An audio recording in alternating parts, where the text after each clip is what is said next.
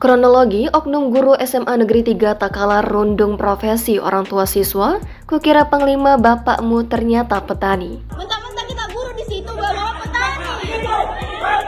Kronologi oknum guru di SMA Negeri 3 Kabupaten Takalar, Sulawesi Selatan, lakukan bullying salah seorang siswanya viral di sosial media.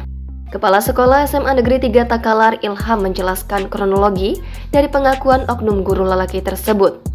Berawal dari belajar di kelas dengan metode diskusi. Dalam diskusi itu ada siswa yang mempresentasikan dan ada juga kelompok bertanya. Ketika sesi pertanyaan, oknum guru tersebut menyampaikan agar siswa yang presentasi menjawab pertanyaan dari kelompok penanya. Tetapi entah bagaimana sehingga siswa tersebut belum bisa memberikan jawaban. Mungkin karena lama menunggu, guru bersangkutan emosi. Katanya pada Jumat 6 Oktober. Saat itulah oknum guru itu mengeluarkan kata-kata tak pantas. Oknum guru diduga menghina pekerjaan orang tua siswa tersebut yang berprofesi sebagai petani.